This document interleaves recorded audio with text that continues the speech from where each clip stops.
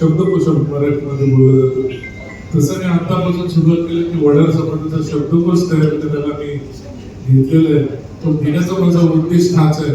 उद्या माझी नात ती जर उद्या शिकून मोठी झाली, मला सर्व काही दिलं तर इंग्लिश मीडियममध्ये इंग्लिश मीडियम बोलेल, मराठी भाषा बोलेल, पण तिला जाग बोलता नाही आली, पण तिला माहिती असतं की मी एवढी जरी काही जरी झालं तरी ते सर्व पुसलं जातं, पण सर्टिफिकेटवरच वडार हे शब्द ही जात ही पुसली जात नाही.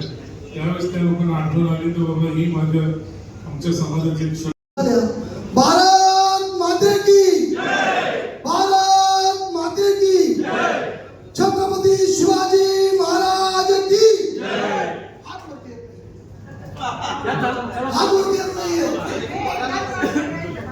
छत्रपती शिवाजी महाराज की आवर्जून हे नाव का घेतो त्याला कारण असं आहे, राज्यच त्यांच्या नावाने चालतंय, राज्यच त्यांच्या नावाने चालतंय. त्यावेळेचा काळ आणि आत्ताचा काळ बघा. मी एक तुम्हाला स्वच्छ उदाहरण देतो.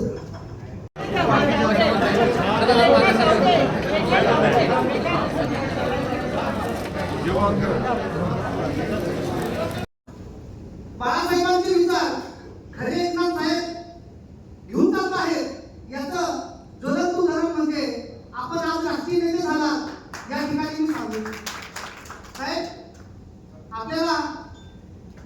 आपल्याकडून आम्हाला एकच अपेक्षा आहे की आपण आमचं नेतृत्व करून खरं या भटकीमुक्त जो वंचित उपस्थित घटक आहे यांना न्याय मिळवून देण्याचं काम आपल्या माध्यमातून आपण करावं.